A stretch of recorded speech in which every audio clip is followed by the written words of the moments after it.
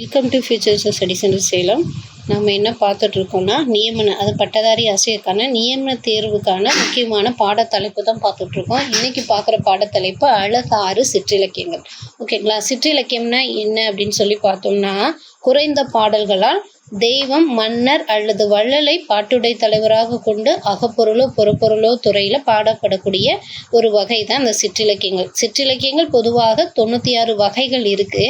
இந்த சிற்றிலக்கியங்கள் அப்படின்றதோட வகையை பற்றி சொல்லக்கூடியது தான் இந்த பாட்டியல் நூல்கள். அதில் பன்னிரு பாட்டியல், பிரபந்த மரபியல், வெண்பா பாட்டியல், நவநீத பாட்டியல், சிதம்பர பாட்டியல் அப்படின்னு நிறைய பாட்டியல் நூல்கள் இருக்குது. அதில் குறிப்பு பார்த்தீங்கன்னா, இந்த சிற்றிலக்கியங்கள் 61 பிரபந்தங்களை கொண்டது. 3 இயலாக சொல்லக்கூடியது பன்னிரு பாட்டியல்.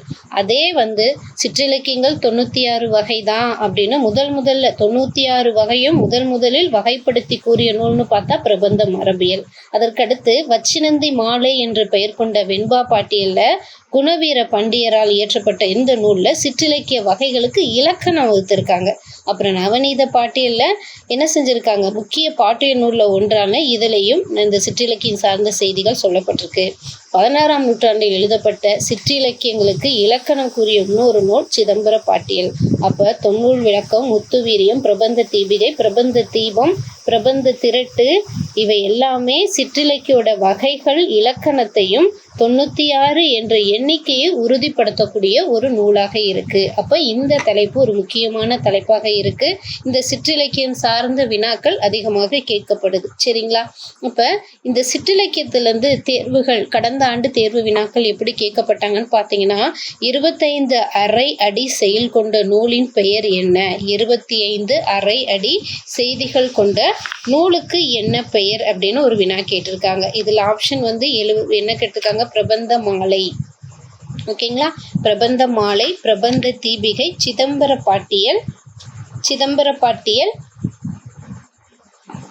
பிரபந்த மாலை, பிரபந்த தீபிகை, சிதம்பர பாட்டியல், வெண்பா பாட்டியல் அப்படின்னு சொல்லிட்டு வினாக்கள் கேட்டிருக்காங்க. 25 அரை அடிகள் கொண்ட நூல் எது?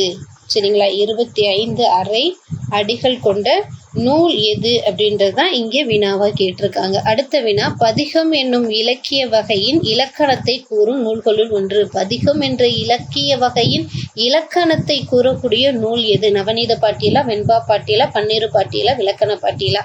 அப்ப இப்ப நம்ம பார்த்த இந்த பாட்டியல்ல இருந்து தான் இந்த வினாக்கள் கேட்கப்பட்டிருக்கு.